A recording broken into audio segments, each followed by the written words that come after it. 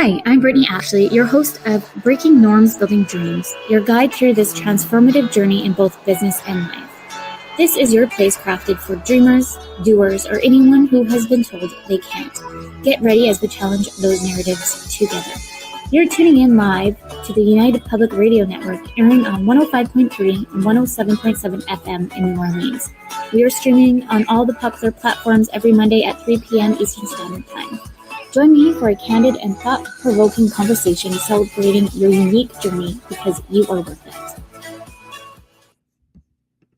Okay, everyone. So multitasking here today because technical issues. Why I quickly filmed and shared my screen so you'll have an introduction. But hello, Happy New Year, everyone. We are back with Breaking Norms, Building Dreams. I'm your host, Brittney Ashley, and we are broadcasting live today on United Public Radio Network and UFO Paranormal Radio Network on 105.3 and 107.7 in New Orleans. So I'm so excited to be back in 2026. I know I kind of took off a little bit there. I'm excited to have my first Monday back with Anne. How are you? I'm very good, thank you. Thank you for inviting me. I'm so excited to have you today. I'm pretty excited for our conversation. That's something I know I've been such a strong advocate for my kiddos, myself. And so I'm really excited to dig in today. I'm not going to lie, I'm a little thrown off from tech issues. I have my process. We'll just do a little introduction with you. Just let me make sure. Just let me double check things that hopefully everyone can hear me okay on live.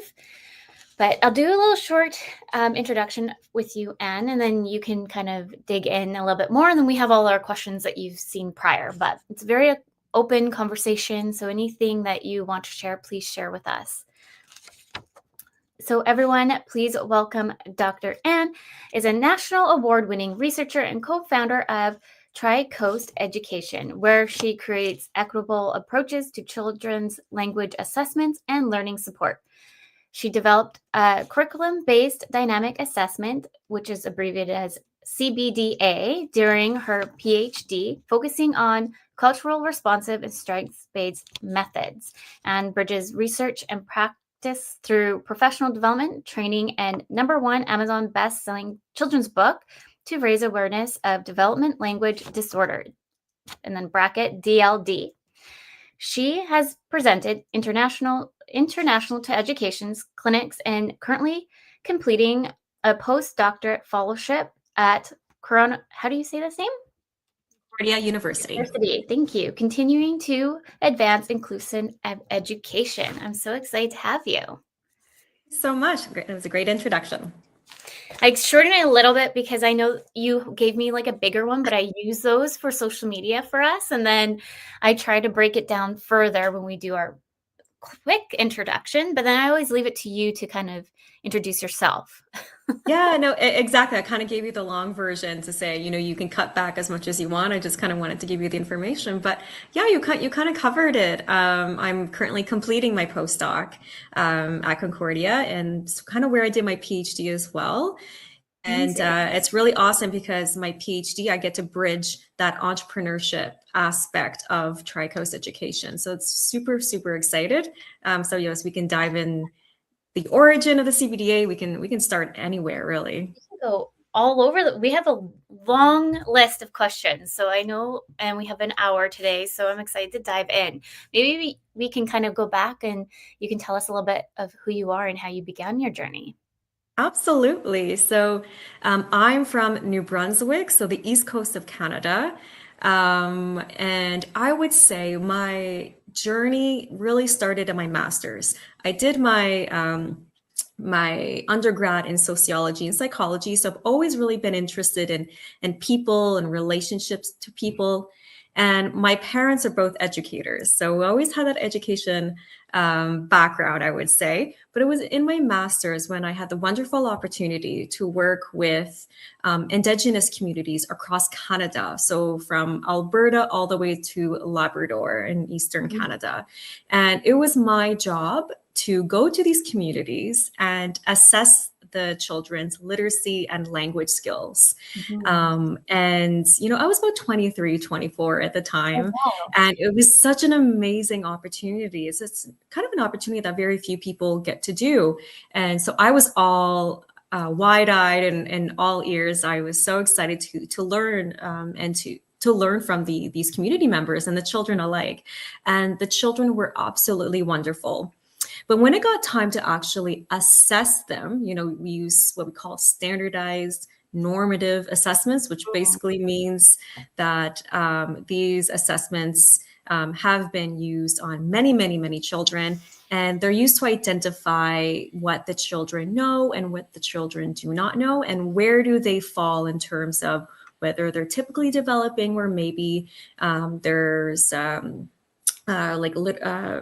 like dyslexia or language disorder or something like that. So that's why we want to assess the children's literacy and language. And when I was using these assessments, I realized that quickly how biased these assessments were. So I'll give you an example. So one of them, it was a vocabulary task. So you have pictures, and basically the child just has to say what's on the picture, but there's only one right answer. And so you take a child who's in a very, very remote Indigenous community, they might have a different vocabulary word, even if it's English for that word. So they would use that, for example, sturgeon instead of fish. But sturgeon is a type of fish, but fish is the correct answer. So the children would all say sturgeon. Yeah. Correct. But we had to mark it wrong because according to the test, we had to follow the rules. And so when you add those few instances together, their abilities and their lived experiences and their knowledges were not truly reflected in these assessments. And when, like I said, I was doing this, I was like, oh, like, I feel like the children could have done better, but I kind of kept that to myself. And then, I'd have school personnel, I'd have teachers, resource teachers, speech linguist pathologists, classroom teachers come up to me and say, Anne, can you develop a culturally sensitive language assessment? Like I said, I was 23 at the time. Yeah. I was like, I have no idea what that means. But I was like, what's your concern? And basically they articulated exactly what I was feeling. It's like, we know that these assessments are not validated for our students, but it's all we have. And when those assessments are used on our entire school, we get about 75 to 80% of them labeled as having a language disorder, what we now call developmental language disorder, or DLD. So in reality, it's 7.5%, not 75.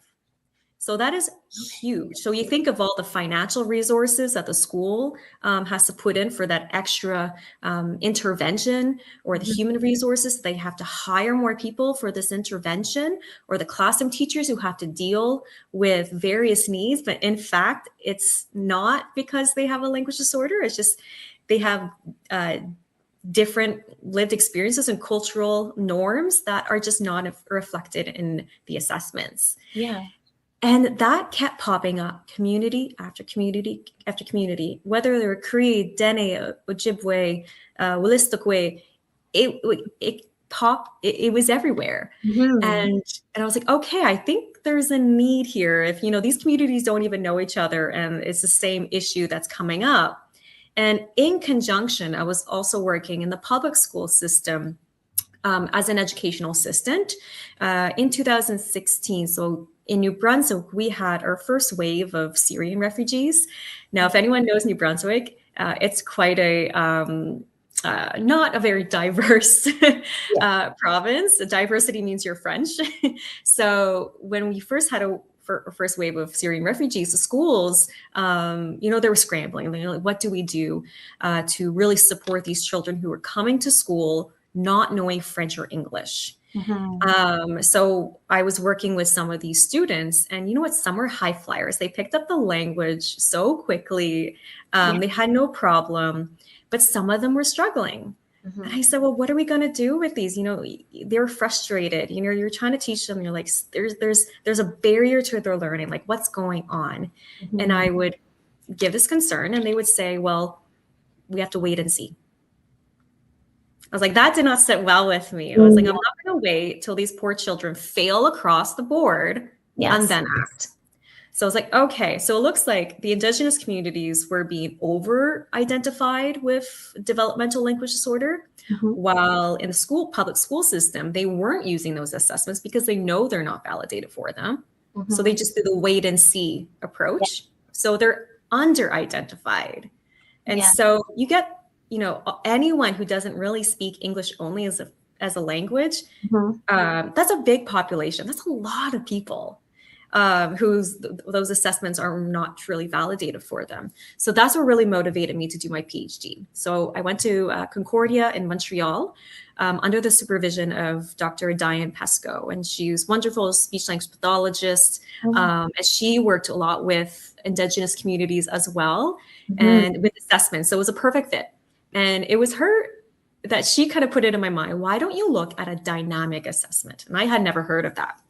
So I start reading about it and I said, my gosh, the answer is here. The answer is in research.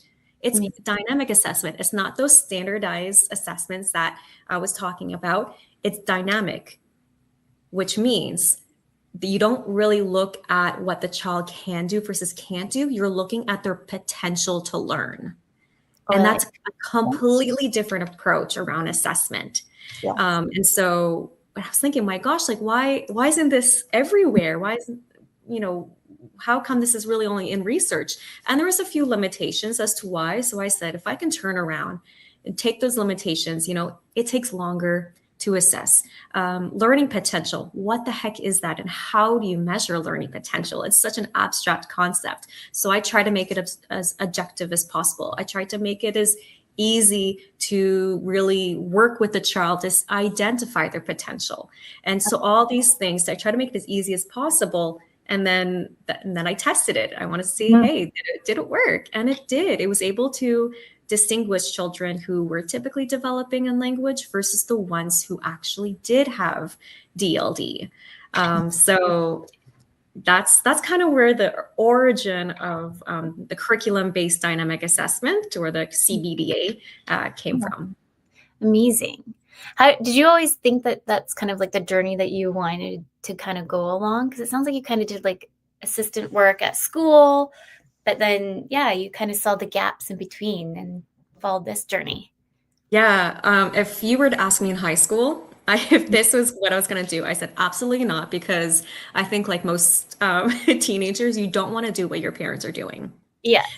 So my Oh, mom was a resource teacher, yeah. so working with children with different needs, and my father was director of assessment and also has his PhD in education. So it's like I end up being a mirror of my parents. But the more I was working in this area, the more, like you said, there was a gap, and I kind of took it upon myself. I was like, you know what, this gap needs to be filled. If I don't do it, yes, someone else will do it, but when? And you know Mhm. what? Children are struggling right now. They've struggled for years. And I'm a person that I always want to help. Yeah. I always kind of see the odd duck and I want to help them. And so I Mm. was like, all right, there's a gap that needs to be filled. Let's do it. And it was a lot of work. It was I kind of was doing it during COVID, which made Mhm. things very, very difficult, especially working with children, a lot of Yeah. restrictions around that. So it actually delayed me a year. So if Okay. anyone did their PhD, it's a mental load. So during COVID was a whole other thing, but that's a whole other story. Yes. Well, too, I think maybe it helped you when your parents were doing it, because it just fascinates me now that there's all these different career choices out there that I wish I would have had like the opportunity to understand it so much more in the high school setting, because they're like, okay, you're done now, go off. And it's like there's so many different avenues that you could go. And so having your parents probably just in that kind of realm, you could kind of see a little bit more what they do. And for those just listening, like I do have dyslexia and I was in a learning disability class. I never really liked the name of what they chose for that, for extra support. And I always wondered, like, I guess because I was going through it, I never even put two and two together of what kind of support they're actually helping me with in a way. It was just felt like it was like, oh, like, because I got classified as the dumb kid. So go into this class because X, Y, and Z. So I think if I would have had like another version to look out, I'd probably been like, oh, I would love to do this too, because I am such an advocate on getting assessments and just making sure that we really support kids in different levels and like figuring out at the end of the day, what is your strength? And it's okay if you have a weakness. So let's just kind of build a team together to make sure that you are successful in school, because school is hard. So Exactly. And I think you said it really nicely. Like, everyone has strengths and everyone has weaknesses. Even as adults, we all have weaknesses. But it's identifying what are the strengths and what are the weaknesses and able to really work with the weaknesses so they can then become strengths. yes. And when you use a standardized assessment, it kind of just tells you what you yes and no, like, did you achieve the skill or not? But in fact, we know that learning is a continuum. It's not black and white. And so with my assessment, when we look at learning potential, we do it through actually trying to teach the child a skill. So we get to identify how they learn. And then how they learn, even if they're struggling, we can see, which strategies are working better. As an examiner, as a teacher, am I asking the question in a certain way that the child was responding better? Awesome. Mark that down. Or if I use modeling, is that working better than, offering various explanations? So you get an idea of how the child is learning, so you can get a better profile of them as a learner. That leads to more appropriate support. Yes. I'm so excited that you're here, because I love to spread the word more about it, because I find right now I've been getting a lot of pushback at the school board or school level, because I think we're doing it too young, and I don't think we are. Personally, for someone who's had their own assessment as young as age 6, and now my one kiddo's turning 8, I feel like we're at the right point right now to see the different levels of extra support that we can make sure that we can really like give her in the school district. Because if, for anyone who doesn't know, usually you have to have a written letter if you need extra support, maybe in the examinations. Like I got super distracted in doing my exams, so I got doubled time. So depending on what the exam is, I was given double time to write my exam. I was allowed to go in a separate room, and depending on the exam, they had it written in there to have it like read to me if I choose to, or I can just do it myself. And then when I moved into university, it was neat because you actually had programs to read you the exams. They're probably a little bit more advanced now, but I don't know. I remember this big computer. It was like, I felt like I was going in a spaceship. But I really like that you touched upon like early intervention, because ask any specialist, early intervention is key. Children, we do have a critical window, and if you can really identify their needs, especially if it's a disorder, for anyone out there, disorders do not get better with time, and they get better with intervention.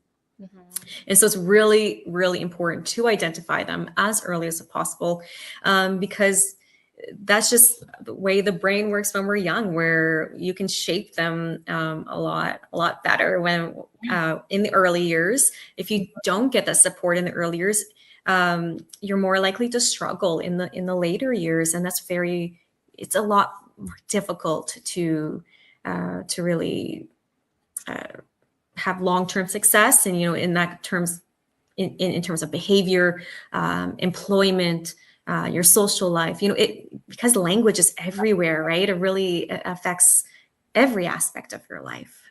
100%. Maybe we can dig in a little bit of really what is development language disorder, DLD, because I know when I met you, I was so fascinated about it, and I learned so many things. So yeah, DLD is known as the most common disorder no one has ever heard of. So it stands, like you said, for developmental language disorder. So it is a brain-based disorder, which is why it stays with you for life. It affects your speaking, your expressive language, and also your understanding, so your comprehension. So every child is different. So it could affect them differently. Sometimes it's can affect more on the expressive than the receptive, or the opposite, or most of the time I would say it affects them both in different variants. But yeah, so that's really what it is. It is often mistaken as other disorders, because when you think of language, if you have trouble getting your words out, you know what you want to say, but it's not coming out the way you want it to. The word order is mixed up, the grammar is off, you can't find that vocabulary word. That's frustrating. And that frustration, if you can't communicate your thoughts and feelings appropriately, that becomes exhausting. You get frustrated, and that's when the behavior can start. And a lot of children can be labeled as having poor behavior when it's actually DLD. And in fact, there was a research out there that shows that when they looked at older children who were labeled, having difficulty with their behavior, 80% of them had low language. So when you think of that, and we think of the schools, where are we putting our resources? Are we putting them for language intervention? In my experience, what we're doing is we're trying to fix the behavior. So we're trying to fix the symptom, but we're not trying to deal with the cause, which is language, which is often language. So that's why a lot of what I do now is actually trying to raise awareness, be like, hey, DLD exists, it is here. And then it can also be masked as dyslexia. And I say that because there's actually a huge comorbidity, relationship between the two. So, dyslexia is a word processing disorder. You have difficulty reading what's in front of you. And DLD is, in terms of reading, is you have difficulty understanding the message of what you're trying to read. So imagine if you have DLD, and dyslexia, you have that difficulty reading the words themselves and then the meaning behind it. Yes. Like that is extremely, I'm trying to imagine if I had both, I would be exhausted. And a lot of children with DLD are exhausted because they are smart. I do want to say there is no relationship between, lack of intelligence and DLD. They're just as intelligent. But oftentimes children with DLD have to work twice as hard because they're trying to understand the meaning behind it, or they're trying to get their words out. So their brain is going and going and going. So at the end of the day, they are exhausted. And often we can label them as, oh, you're being lazy, or you're tired because, oh, you're not trying, but their brain, they're just burned out. So DLD is 7.5% of the world's population. So in a regular classroom, that is 2 children per classroom. That's a lot. That is a lot. That is a lot for a disorder that not many people know. Yeah. I was just going to say, because I was diagnosed with dyslexia, and we're going through like that journey for the kids. And so like I think I told you, because when you speak, I'm like, I wonder if my son has this a little bit, because like we've been working a lot with his language and speech therapy and all the things. And we've been having like such a hard time for him to switch from I to, like, he always said me versus I, and the grammar. And then it's just kind of like, oh my goodness. So I've always found this like super fascinating, because I've only ever heard of obviously dyslexia and ADHD and how they correlate. Yeah. And same with DLD and ADHD, there's a high correlation as well. So it is difficult to really decipher, what is it, and if there are correlations between, ADHD, dyslexia, and DLD, how can we really identify them and then give them the appropriate support? If we just look at them for dyslexia and ADHD because they're more well known and they're not identified for DLD, and if they have it, all right, you're getting, support for ADHD, you're getting support for your reading, But if you don't get that language support, your intervention can only go so far. Yeah. So that's why it's really, really important to look at language. Could it be language is what I always try to tell people, is to kind of keep in the back of their mind, is could it be language? I like that, because I find like even for me, like processing, and I'm like, because I know I met you last year, and now I'm like, because we have all these different assessments coming through. So I'm like, maybe do I bring, even when I talked to the children's health unit here, they were like, I've never heard of it, like some of them. So I was like, I get really like, let me bring Yeah. paperwork to you. Yeah, I mean, they might, like, the people who would know would be speech language pathologists, because that is their job. They are the language experts. I do want to say maybe there is a chance that they know it under a different name. Okay. DLD, or developmental language disorder, has only been solidified as a term since 2017. So that's 9 years. So before that, it was known as specific language impairment, or SLI. Oh, Yeah, so if you would have heard that, that's about it. They changed a little bit of the criteria of what that means based on there was like catalyse studies, what they called it is all these professionals came together, really solidified, all right, this is what DLD is. yeah. But yeah, so the term is really only 9 years old, which Okay. is a reason why we need this awareness. So everyone, whether you're a doctor, a parent, a teacher, a community member, a child, what DLD is. To really, when we think 20 years ago, not many people knew what dyslexia was, but now everyone has an idea. They might not know exactly, but they kind of have an idea of what dyslexia is. So we want DLD to have that same amount of awareness. But Yeah, I agree. Because I feel like when just all the conversations I do have, right, with just doing all these different assessments, or just conversations of making sure we have some things in place before we go for the assessments, not once has it ever been brought up to me. So it's usually dyslexia, ADHD, ADD, and anxiety. Um, so it's interesting that it's not kind of brought up in the conversation. So I'll just, that's interesting. But yeah. now that now it's something you can advocate for it. Be like, hey, like, have you ever considered that it could be language? Mhm. That's to start a conversation. If they never considered it, then I mean, it could be a start to, you could teach them something. Yes. Yeah. It's funny because they're always like, what do you have for me today? I think that shows you're a good parent. Well, thank you for sharing that. I love, maybe you have some input on what is kind of the age bracket, because I know like there's a lot of conversations, and I know I push back on that, but I would love to hear from you what you can kind of say on when someone, because I know you said early intervention, but what does that look like? Because early intervention can range in so many different ways. Yes, no, that's a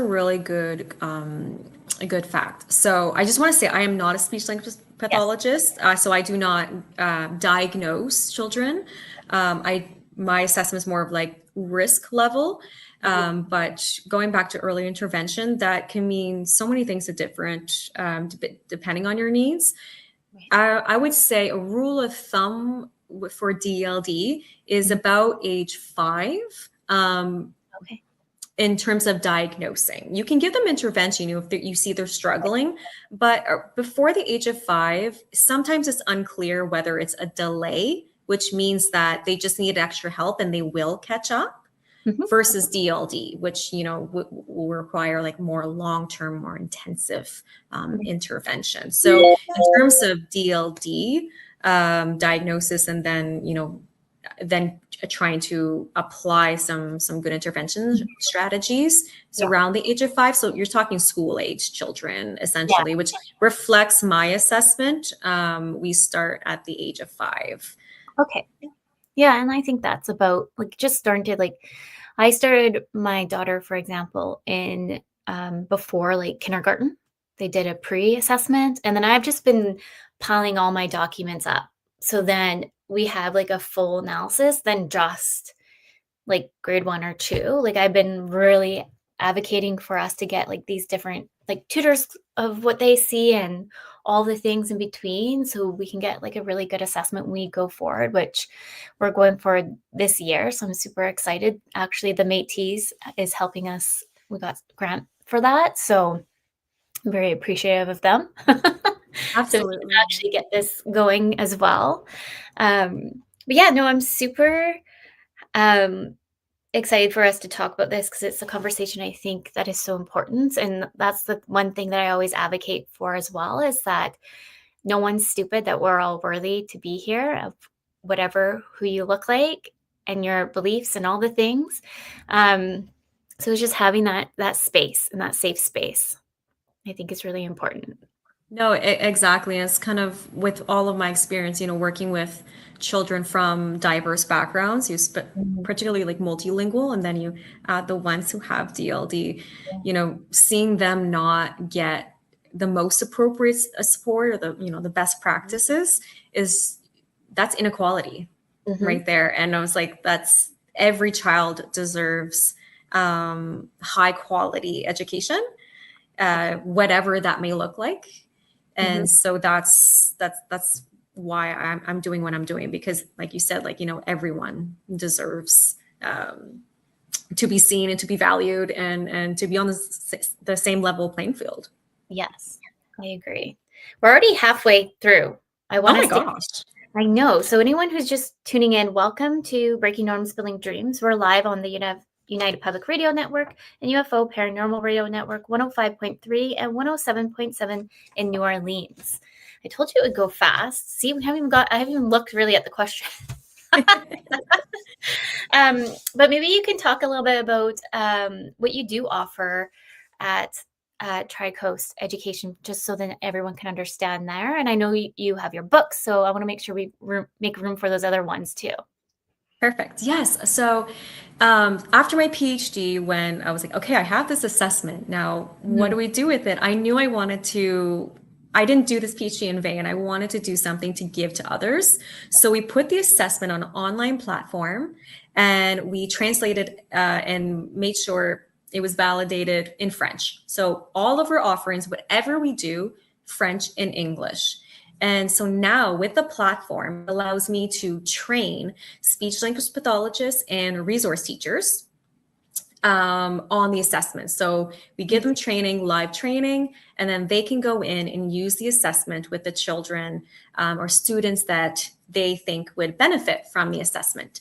And Mhm. after the assessment, the platform spits out a PDF report Oh, suggesting, are they at risk for DLD? How do they learn? What strategies are best? And also qualitative comments that can help guide intervention if that's what's needed. So that's kind of the gist of it on the platform. mhm. We also do professional development, so we can work with school districts or school boards throughout an entire school year, so we can help raise awareness for the entire school personnel, and then also work with the people that we train. So like I said, the speech language pathologists and resource teachers, provide them professional development throughout the school year. So that's Mhm. something else we do.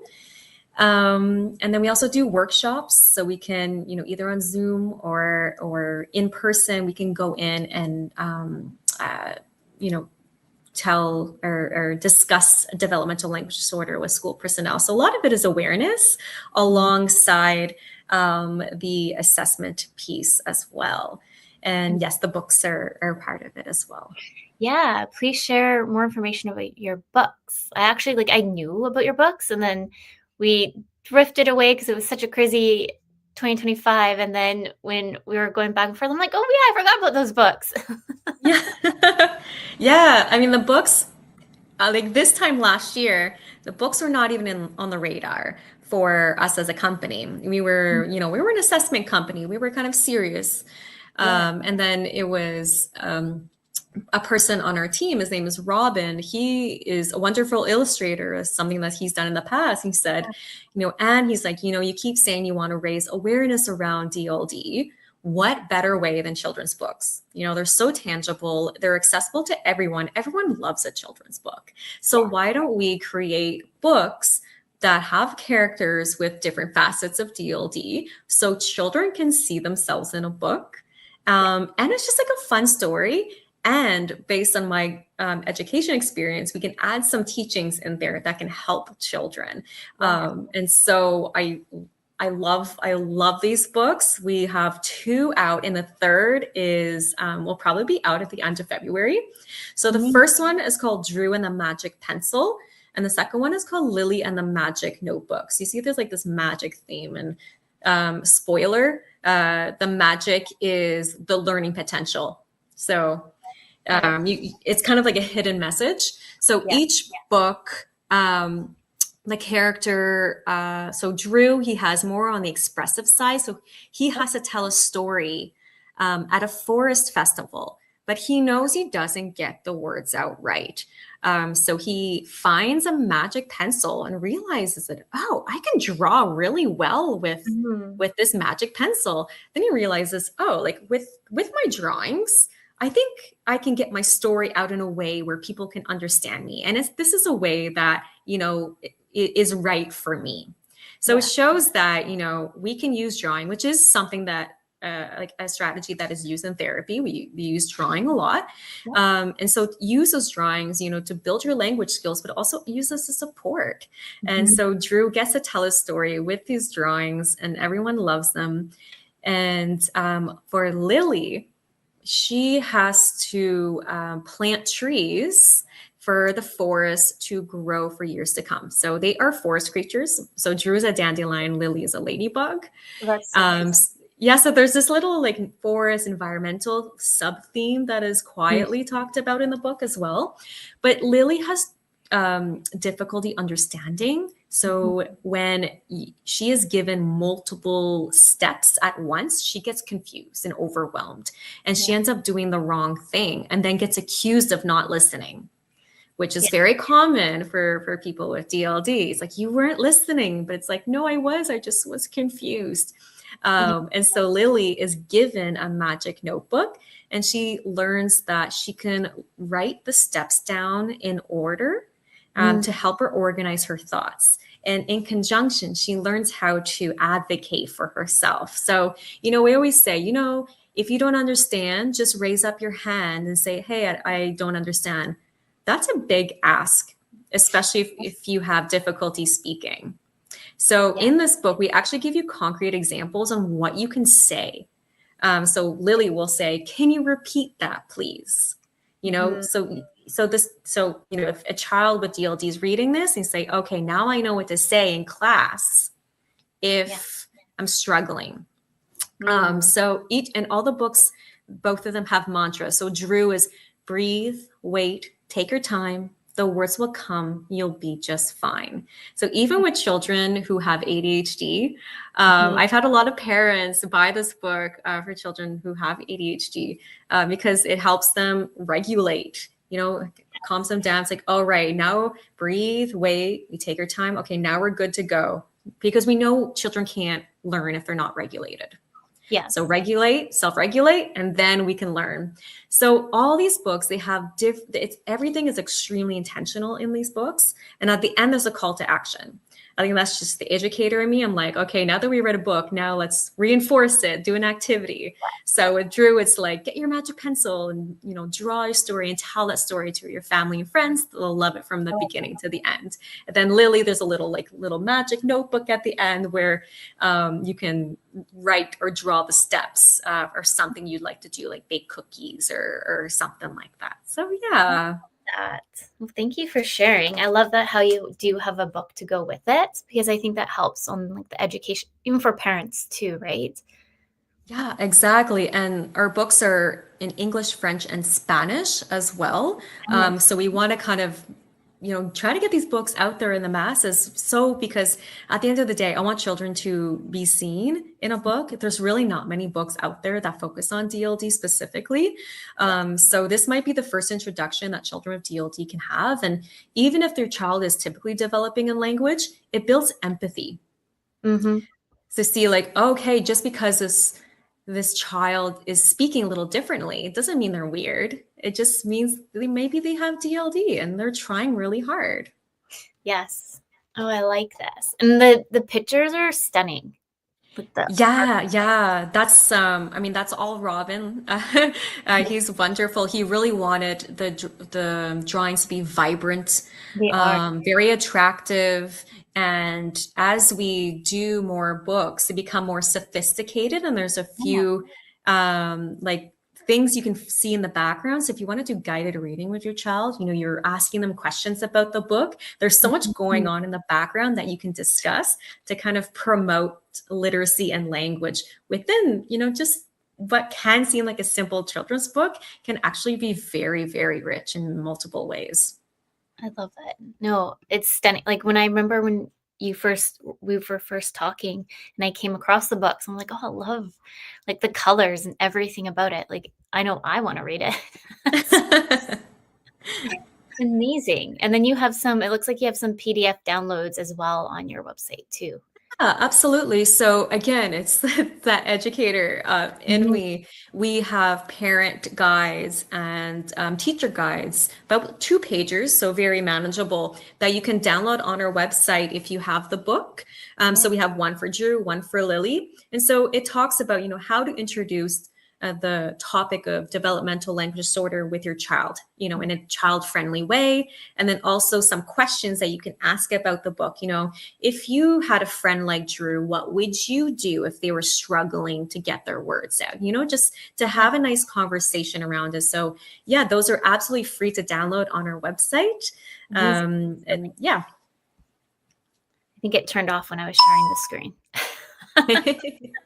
Amazing. Well, thank you so much for sharing your books. I'm so excited to actually dig in and read it for myself. And I'm going to share it with some of the individuals that I already work with. Because I've been at the Queen Alexander for, it's kind of crazy to think, but almost 8 years, to be honest, with both kids. So I always like to share things that I've learned along the way. So I'm excited to kind of like pass along the books too with them as well. And anyone listening, go take a look for sure. Yeah, they're on Amazon, or if you can order them at your local bookstore as well. Amazing. I know you have a great team behind you as well. Did you want to share a little bit about your team? Yes. I always get smiles when I say this, but TRICOAST Education is a father-daughter duo. It was actually my dad who came up with the concept of, hey, let's put our heads together and start a business. I never thought I'd ever end up being in business.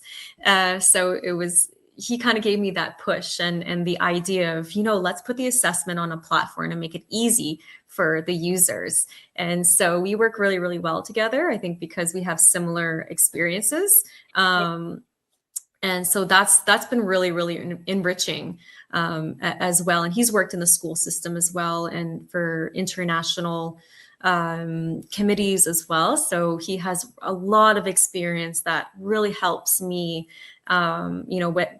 with whoever I'm talking to, whether it's a school administrator or a government body, and he really helps me out with that. And he's bilingual as well. He's from Quebec. And Robin, he's kind of a multimedia design expert. He is kind of he designed our logo last year. So everything in our logo is extremely intentional, with the little speech bubble to the light beacon, everything, or kind of ocean, a TRICOAST. When you think, well, what the heck is TRICOAST? TRICOAST Canada, we have 3 coasts. We have east, west, and north. Yes. And the reason behind behind the name is that, when we think of Canada, we like to consider ourselves as inclusive, welcoming, we take care of each other. And so those are the values that we like to, that we have are very, very dear to our heart at TRICOAST. And that we like to, coast to coast to coast, TRICOAST. And so whenever we have anyone who come on board for TRICOAST, whether it's just a quick internship or an employee, we always ask about their values, because we want people who work with us to have the same values as us. Because we know, when we are passionate and care about the same things, we know that we'll work together. Yeah. And so, yeah.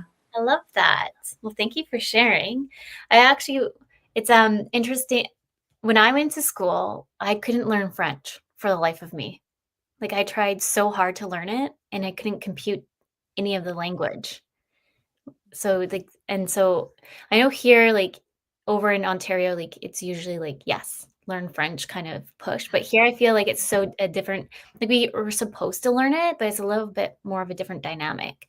But do you see that that's also a struggle with language?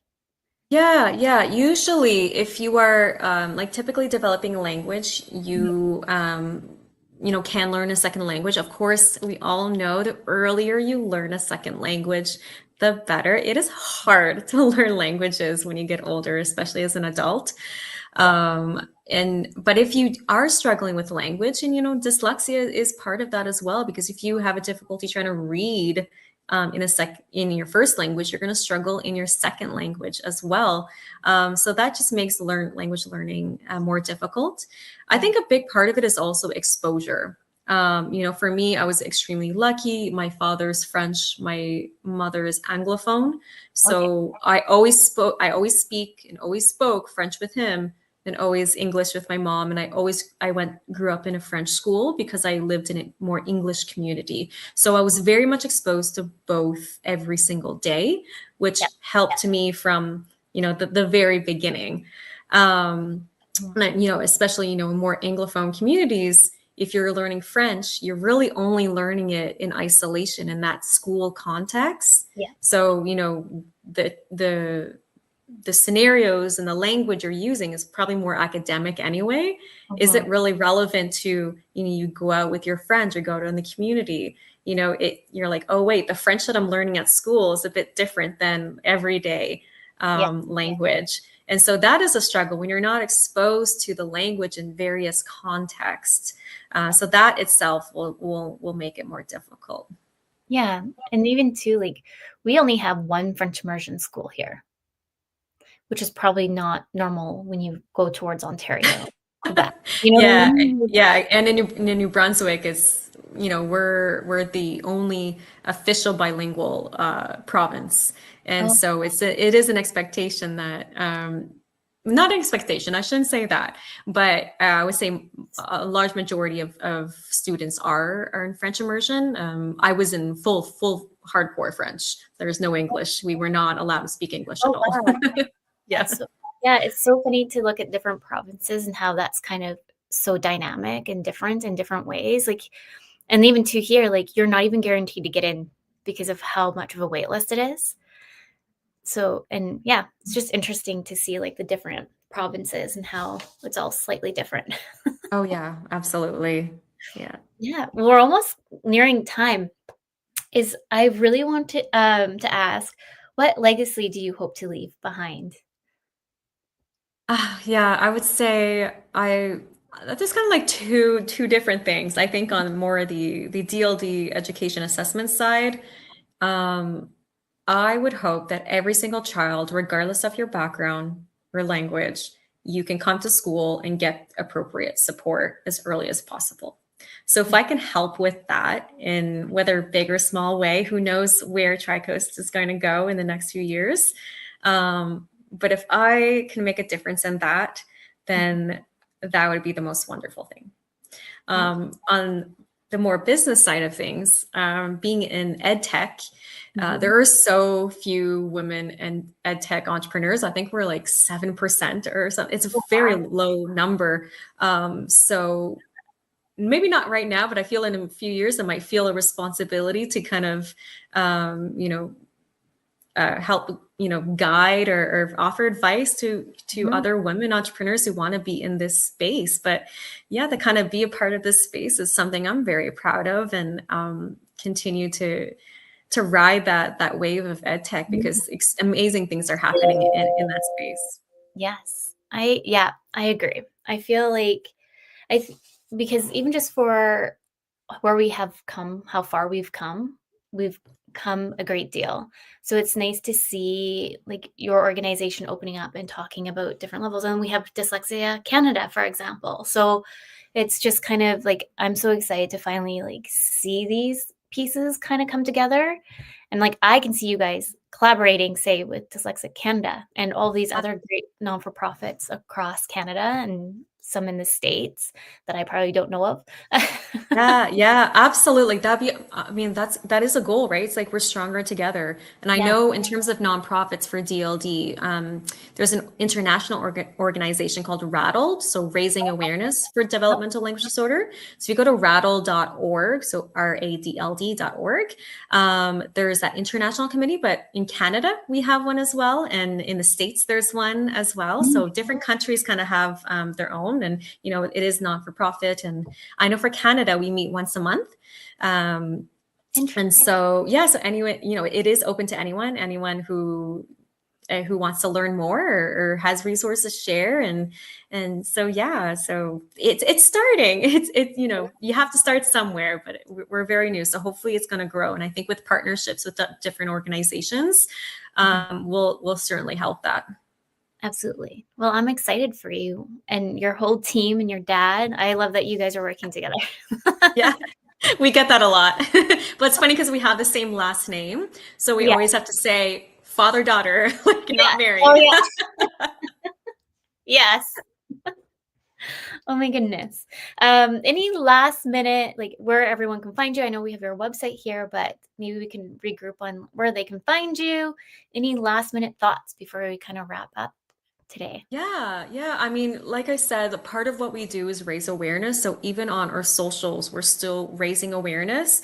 We're on Instagram, so look up TRICOAST Education, Facebook, same thing, LinkedIn.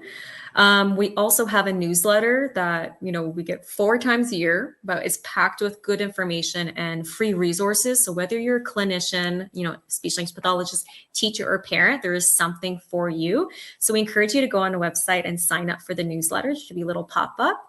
And yeah, just be part of the TRICOAST community. There's so many good things coming up. Like our 3rd book is going to come out, and our 3rd character, Sammy Salmon, is going to be the hero of that story. So if you're interested in learning when that's going to come out, you certainly follow us on our socials. It's going to be there. And yeah, we still try to give tidbits and little different campaigns on how to raise awareness. Not only what we're doing on the daily, but we're still trying to raise awareness on our socials as well. Love it. And I know, Heidi, you've been like messaging us. Thank you for listening. My brain being back into the groove of things only wants to like focus on the conversation. Tech issues today. My brain's like even more like, can't pivot.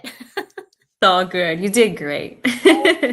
Well, I'm so excited that you came on the show today and just shared so much about who you are and on development language disorders, because I think that's something like such a passion of mine to kind of have this as an open field so we can have more conversations on dyslexia, ADHD. And when I found out about DLD, I was like, yes, you're coming on the show. No, So exactly. we're here. No, I just wanted to say thank you. And it was so nice speaking to you with before and getting to know you, as a learner and your struggles and your, life as a student and how you are overcoming your difficulties as well. So it's nice to know that, you truly understand the need for something like this. So thanks for your empathy and understanding. Yeah, thank you. And then any parent out there listening, just say, question if your kids are feeling like they're struggling, just get curious and start asking curious questions and ask why. And sometimes you can just Google things and you find great programs like ANTS, a website, and all of these things. There's a community out there. I know there's so many Facebook groups, but always try to dig a little bit deeper when sometimes you get a pushback on the school board, school districts, because they're interesting sometimes. We have some ways to go. I'll leave it at that. But with that, thank you so much for coming on the show, and all our listeners. Please tune in to Breaking Norms, Building Dreams next week. And a big thank you to United Public Radio Network and UFO Paranormal. Now, can't even talk right now. UFO Paranormal Radio Network. And with that, everyone, remember your journey is unique and your worth is unquestionable. Thank you.